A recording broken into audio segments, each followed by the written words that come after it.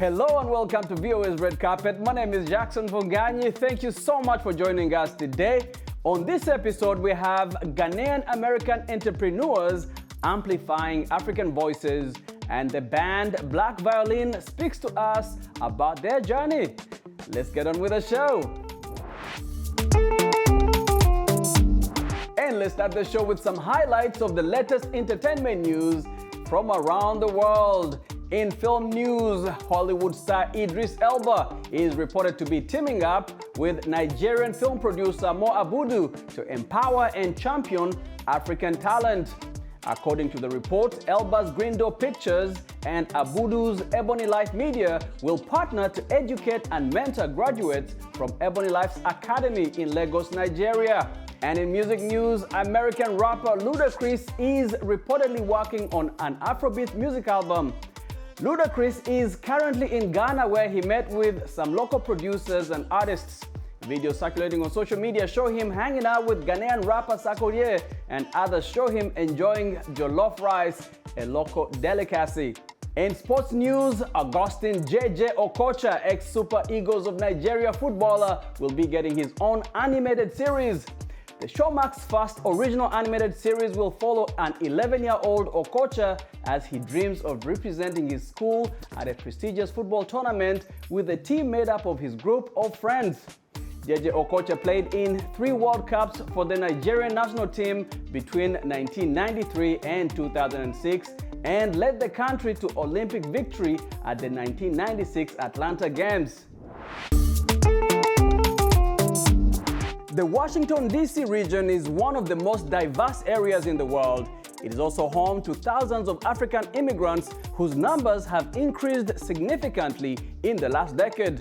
Now, like other immigrant groups, Africans are keen to maintain a connection to the continent while preserving their cultural identity and traditional values. 2 young entrepreneurs, Cadmiel and Kemuel Vandapuye, both first-generation Ghanaian-Americans, said that one of the ways to maintain a connection to their African roots is by reading and consuming other aspects of African culture.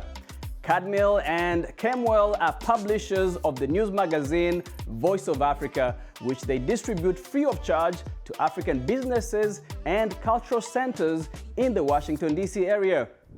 See, we started about 2016, about October 2016. My dad first, he decided to do this completely out of pocket, and now it's paying for it. Now we reached a standard where the paper is paying for itself.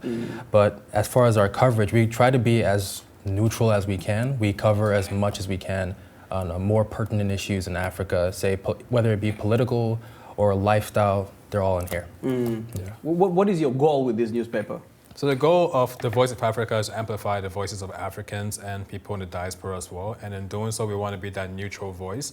So it's actually given away for free. If you can show our viewers, it says free right here. You distribute it free of charge. How do you sustain a publication of this nature and quality when it's free of charge? How do you sustain that? No, thank you for touching on that. This is a passion, that we do have. And, it's hard to sustain, like you're saying, the quality and everything, is very top notch. And in order to sustain it, you need money. But this is a passion that we have, and we do want to be able to, amplify the voices of Africa and Africans. We've had, very interesting experiences. I grew up in an all-white, high school, all-white, beginning of college, as well too. So just being able to change the narrative, is kind of the goal, and just log down until we're able to do so. Like, what are some of the things that go into publishing a newspaper of this nature? Oh man, driving maybe 3 hours away to pick up the papers, and then driving all day trying to get these papers distributed to our locations. But one thing that we do know is that the people who do have these papers, they are very appreciative of the paper. Like, as you said, the newspaper seems to be like a dying breed, but a lot of people like to have, it gives them a sense of like familiarity, or if they're coming in from Africa wherein they see newspapers, but they come to the US and everything's digital. Let's talk about the DC area, the African community here. How would you describe the African diaspora community in the Washington, D.C. area? I describe the D.C. or the DMV area as the capital of Africa in the United States. I feel as though it's a big diaspora, Ethiopians, and they're very diverse, as well too. And, a lot of people are in the government, news industry, so people do, tend to care about, the things that we put out, most definitely. And growing up in DC, Kemuel, how were you able to maintain that connection with the African continent, with the African culture? I mean, look at you guys, showing off with your nice, beautiful threads. How were you able to maintain that link? Well, the DC area especially, it's an amalgamation of African culture. So there's always, right around the corner, there's always some Ethiopian store or maybe some Nigerian store where you can get your fufu and you go see and stuff like that. But honestly, our father, always tries to keep us grounded and rooted to our African. Since you were kids? Since we were kids. Mm-hmm. Black Violin is a dynamic duo that is captivating audiences worldwide with their mesmerizing genre-bending music. The group, made up of classically trained musicians, were in Washington, D.C. as part of their current tour and sat down with VOA's Kali Abdu to discuss their music, inspiration, and memorable moments. Here is the story. Show the world the impossible is possible. Black Violin is a unique musical act that blends classical and hip-hop genres, creating a sound that is truly original. Composed of Kev Marcus on the viola and Will B on the violin, the group is known for its electrifying performances that leave audiences mesmerized. Violinist Will B says the combination of hip-hop and classical genres in their music was a coincidence. We were hip-hop before we were classical, so for us, we grew up in the 90s listening to hip-hop, Tupac, Biggie, and we just happened to play these instruments. We happened to have this class that we, have to go to. And for us, it was just very natural for us to put the two worlds together. And I credit that to hip hop because, hip hop is about expressing yourself. There's a bit of rebelness when it comes to hip hop because in classical music, you don't do that. You know what I'm saying? So for us, it was very natural for us to do it because it's like, that's what hip hop does, and we were just very much immersed in that world. Kev Marcus, who plays the viola, explains how the duo began the band. When we started playing, we were in orchestra class in middle school and high school, and I think that's sort of how it developed. So we are just kind of like everybody else with, whether you've been in a band or you were in a choir, we just happened to be in an orchestra.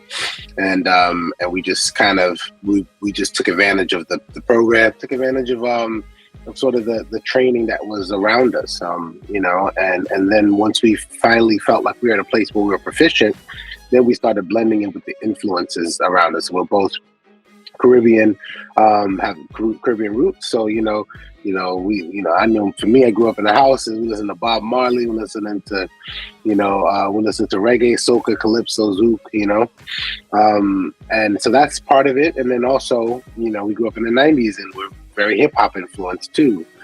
So there's so many different things that kind of was part of our influences, but we were also just classically trained and we pushed both of them together and just see what happens. And Black Violin is what came out.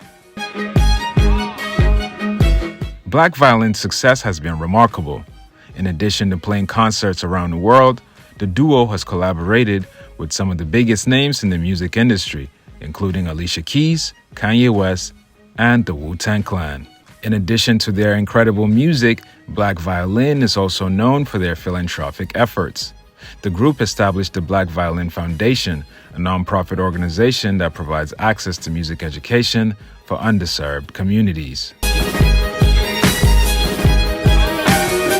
Kali Abdu, VOA News, Washington, D.C.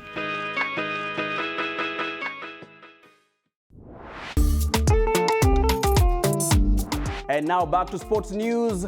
Born in Kansas City, Missouri, having made his way around the world playing basketball and even becoming a Ugandan citizen, Phoenix Suns star Ish Wainwright's journey to the NBA has been a unique one.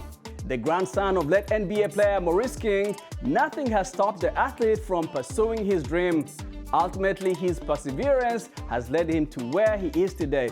And VOA's Betty Ayub and Sahar Hamadi traveled to Phoenix to hear more about Ish's inspiring journey, his commitment to the game, and his community, both on and off the court. Let's take a look.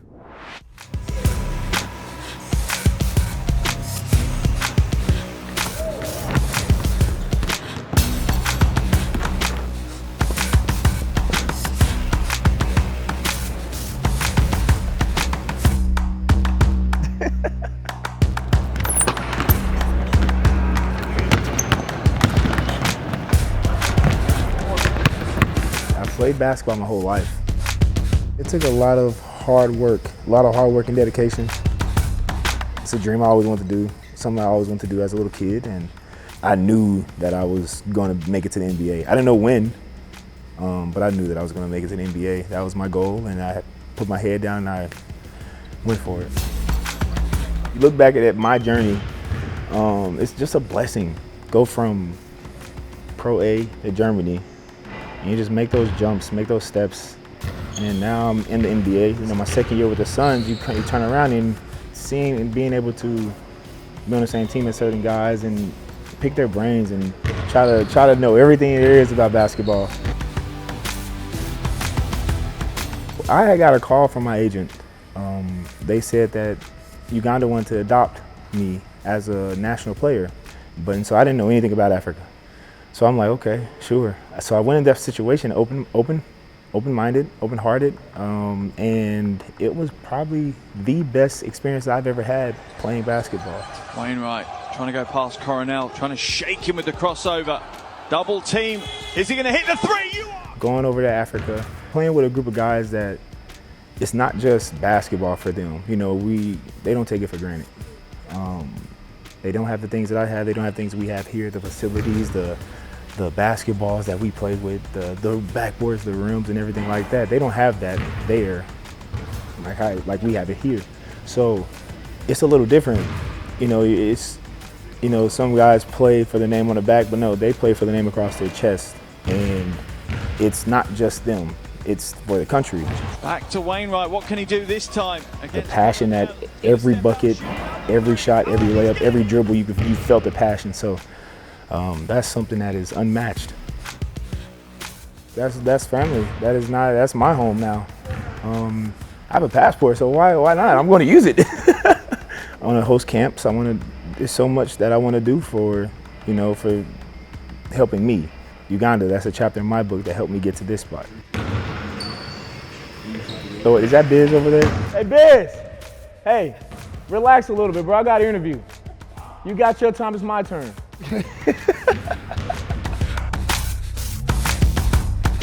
So today me and Biz Mac-Biamba went to the Children's Hospital. We met with a lot of kids. Their spirit and their spirit was just, we could feel it. It was a young lady that had just a smile that literally brightened up the whole entire floor. We walked in and no matter what she was going through, she was still able to smile and just radiate pure energy. And so things like that, I mean, if we don't do it for, just glitz and glamours and the cameras and stuff like that, but there was just that, whatever we can do to help someone out any type of way and make a kid's day, that's something that I love doing. I never really hear my mom call me Ish. My dad never called me Ish. So if you ever hear a lady screaming in the stands, get on mailman, that's my mom. Just letting you know.